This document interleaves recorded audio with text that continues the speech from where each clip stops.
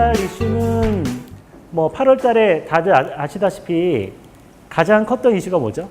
위안화의 평가 절하 이슈였죠. 그래서 그 부분이 어떤 식으로 됐냐면 지난달 한 중순이었죠. 중국 정부가 갑자기 위안화를 전격적으로 인하를 했습니다. 평가 절하를 했습니다. 그래서 보통 평가 절하라고 하면 보시면 이 그래프 한번 보실까요? 보시면 2005년서부터 위안화가 달러 대비해서 쭉 올라간 거는 이제 평가 절상이 됐던 거거든요. 그러니까 위안화 가치가 굉장히 강했던 거고요. 그 이후에 2014년서부터 약간씩 약세로 갔었는데 이 부분을 굉장히 전격적으로 인하를 한 거예요.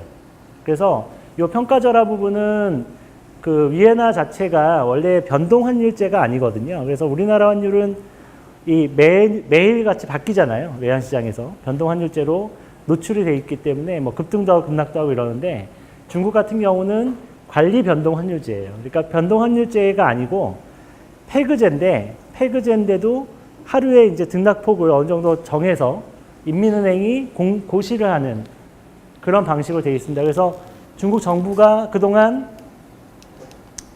이 위안화를 페그를 시켜놨던 거죠. 그러니까 달러에다가. 그러다 보니까 이렇게 페그 시켜놓으니까 그동안 어땠죠? 달러가 굉장히 강세로 갔는데 위안화 같은 경우가 같이 강세를 가버린 거죠.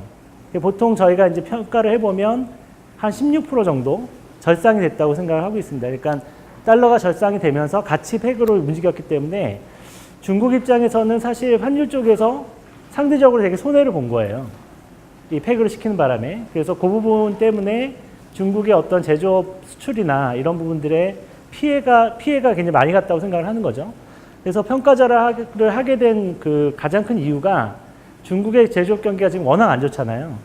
안 좋은 상태에서 수출도 워낙 나빠지다 보니까 이런 것들을 그동안은 이제 금리를 인하하거나 지준율을 인하해서 이거를 이제 경기 부양을 했었는데 전혀 효과가 없었죠.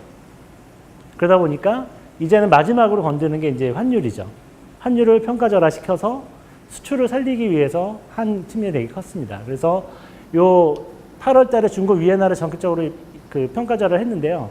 한 5% 정도를 했습니다. 5% 정도를 한 3일에 거쳐서 평가 절하를 했는데 이 평가 절하 한 이후에 문제가 이제 갑자기 어떤 현상이 벌어졌냐면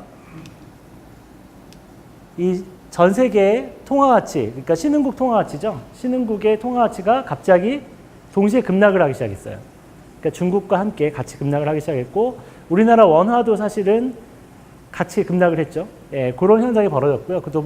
두 번째가 글로벌 주식 시장에서 예전에는 신흥국만 좀 타격을 받고 선진국들은 괜찮았는데 여기 보면 전 세계 이제 MSCI 지수인데 보시면 미국하고 유럽 증시까지 폭락을 하게 됐습니다. 그래서 이 8월 달에 있었던 일은 사실은 굉장히 충격적인 일이에요.